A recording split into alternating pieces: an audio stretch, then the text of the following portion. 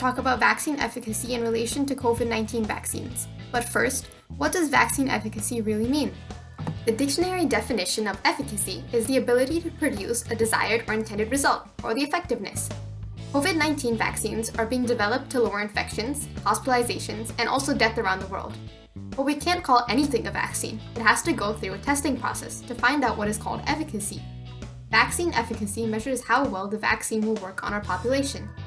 Currently, one of the main COVID-19 vaccine companies is Pfizer.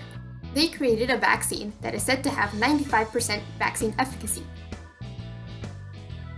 So what do you think this number means? I surveyed people from my school around my age. Thanks Mrs. Holzman for letting me survey my friends at school.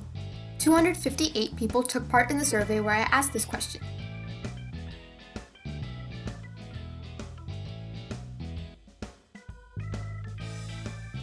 The 88% of people were misinformed, and 20.9% of people selected the I have no clue option.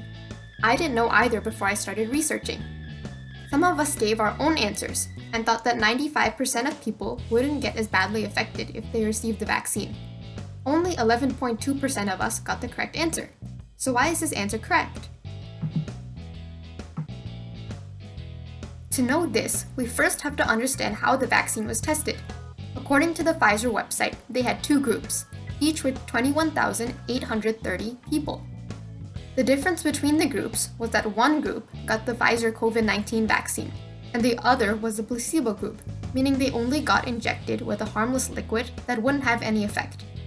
They found that out of the placebo group, 162 people were infected later, and only 8 people out of the actual vaccine group were infected. To find the infection risks of both groups, they divided the number infected by the group size to get the percentage. 0.04% of people in the vaccine group were infected, while 0.74% of people in the placebo group were. These might sound like very small percentages, but in the entire US population, the numbers add up. If no one in the US was vaccinated, according to the infection risk, about 2.5 million people would get infected. That's a lot.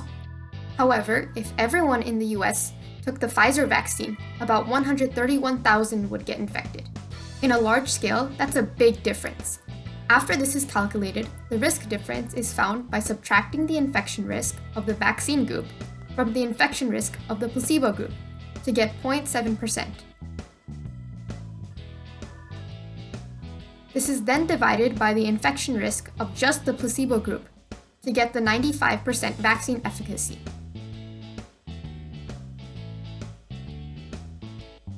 I hope you enjoyed this video. If you did, please give this video a thumbs up, subscribe, and turn on your post notifications. If you have any questions or suggestions for new videos, don't forget to comment down below. Thanks for watching!